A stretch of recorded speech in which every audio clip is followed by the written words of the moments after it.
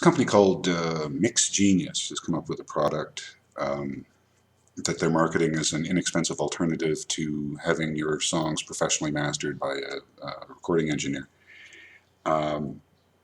It's certainly reasonably priced. It's $9.99, $10 virtually, per track for mastering, which is a lot cheaper than professional mastering. Professional mastering will run you hundreds of dollars per track.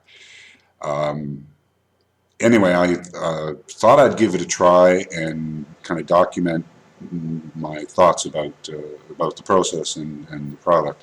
First of all, they call it, and I'll bring up the logo here, they call it LANDR. Now, if you look at the logo, I'm not sure if they intend for it to be pronounced LANDR, as it appears there, or with the concentric circles, if they would seem to be separating out the L and R, if they intend for it to be called L and R. I don't know, stereo, left and right, you know. Anyway, I'm calling it LANDR until somebody corrects me on that. I accessed LANDR through TuneCore, which is the company that does the distribution of my recordings. And on TuneCore, I imagine it's probably available elsewhere as well, but on TuneCore, when you fire it up, you get this. Here, I'll pull it up. You get this little widget. And well, let's just run through the process here. I've done a screen capture of the process of uploading things, and so on the LANDR instant mastering. See, now the way they have it written there definitely suggests LANDR rather than L and R. $9.99 per. When you hit purchase, then the little widget pops up. There's a button to open access to your computer hard drive, and you can select the file. I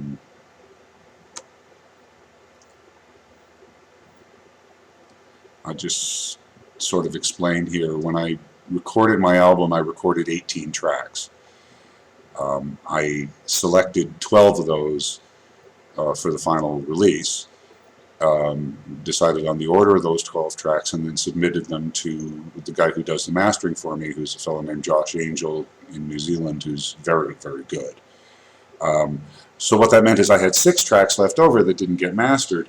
So what I'm doing here is I'm uploading one of those 6 tracks, which I have a final mix of, mix 2A, and then what we'll do is we'll A/B the 2 recordings and just you know, my unmastered mix and whatever LANDR produces for us. This will take a while. It's actually transferring the WAV file, which is, you know, a substantial size, like 40 megabytes or something.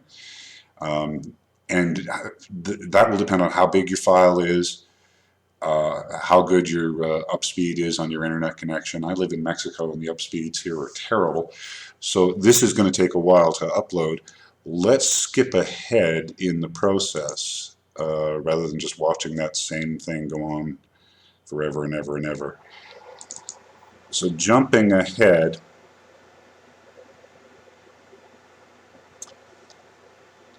right, so it's still at the ending stage of transferring to LANDR, and then, all right, now it's switched to, it's actually mastering the file. And it has these arcs to demonstrate that. That does not take very long at all. It's a pretty quick process. And it's, of course, being done on their server somewhere. And once it's done, it does some additional processing. And then you can, it does a kind of an A/B itself, mastered versus original. And then you can download it if you like it, you can pay for it, and then you download it. Let's close that off right now. So what they did there with the original versus mastered is kind of what I intend to do. I'm going to load up the mastered file and the unmastered file in my multi-track software, which is N-Track, and then just A/B it. So This is unmastered, as you can see. I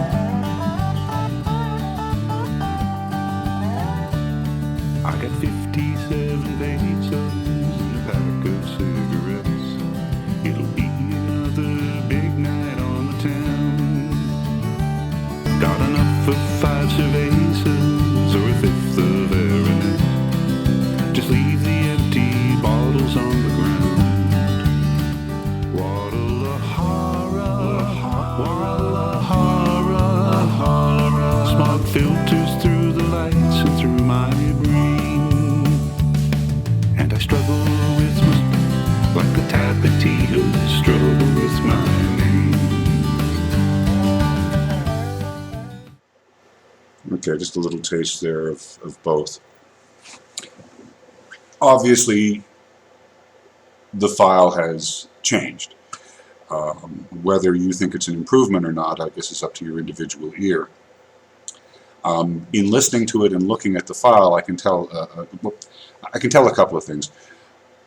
What mastering normally is using EQ, equalization, designed to make your track sound good on as many platforms as possible. Anybody who does home recording has gone through this exact same process that I go through.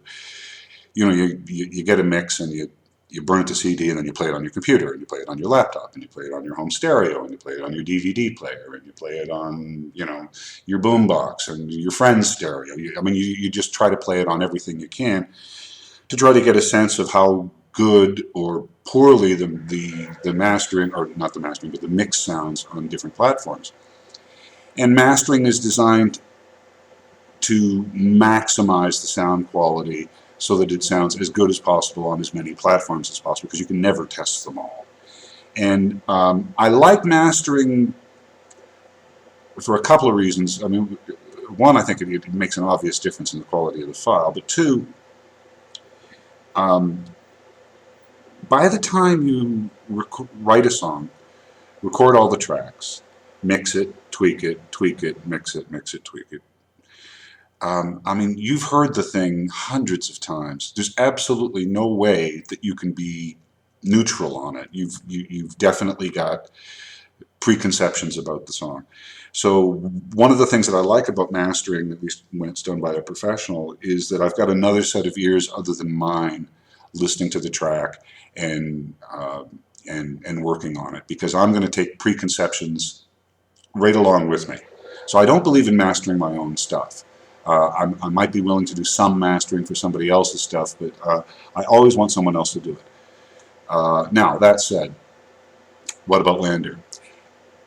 It's using compression and some algorithm to maximize the EQing in given areas of the file. Most notably in voices. You can definitely hear an improvement in the isolation of vocal tracks, both main vocal and backup vocals. And actually, I think at that it's very good. I think it does a very good job of it. Overall, I think that if you've got a mix that has been put together the way that they anticipate that you'd be putting together a mix. In other words, it's a typical arrangement. You've got, you know, drums, bass, guitar, piano, lead and background vocals, and you've put it reasonably well in the stereo field.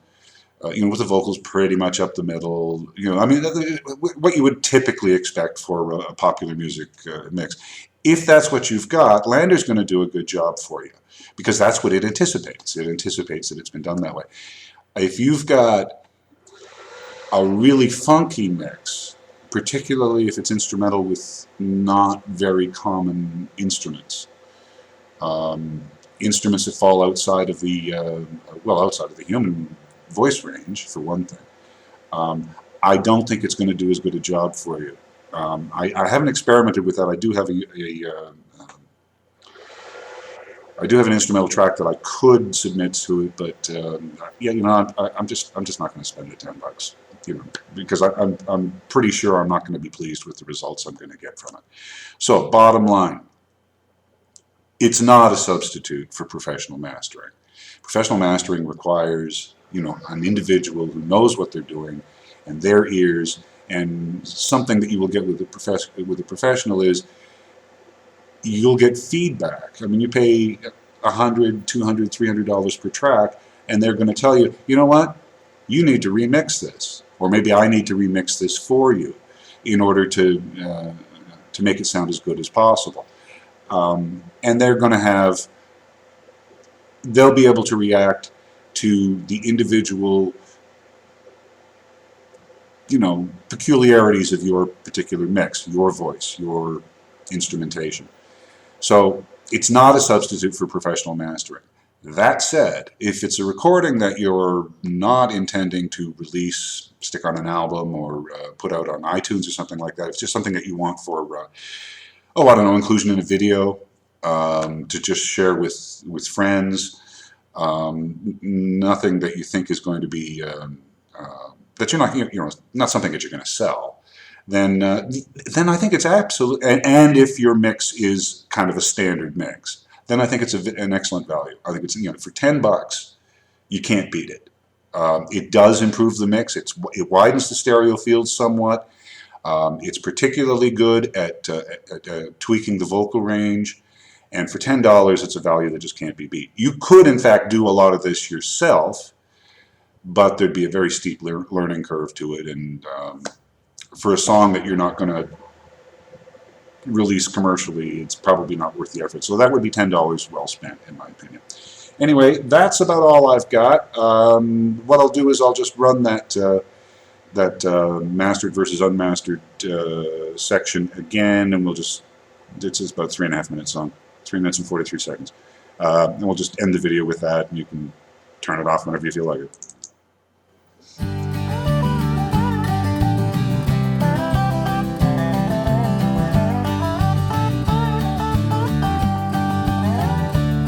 I got 57 pesos and a pack of cigarettes. It'll be another big night on the town. Got enough for 5 cervezas or a fifth of Aranet. Just leave the empty bottles on the ground. Guadalajara, smog filters through the lights and through my brain. And I struggle with my Spanish as I struggle through the night, like the Tapatillos struggle with my name.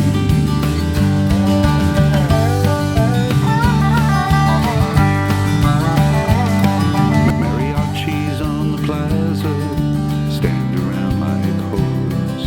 Every gig is just another John. As long as I get mine, it's okay if you get yours. Everyone will make out till it's gone. Guadalajara, smog filters through the lights and through my brain. And I struggle with my Spanish as I struggle through the night, like the Tapatillos struggle with my name. Pretty senoritas want the Plaza del Sol. Ranchos in fronteras take the shade. When you got 57 pesos and a pack of cigarettes, compared to some, you really got it made.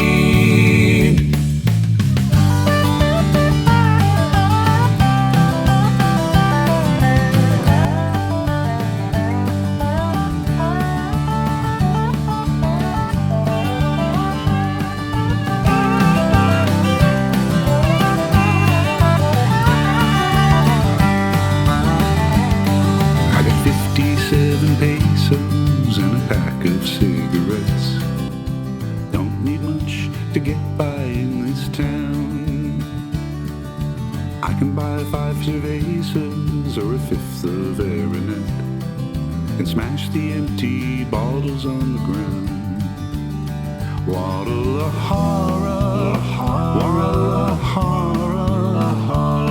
smog filters through the lights and through my brain. And I struggle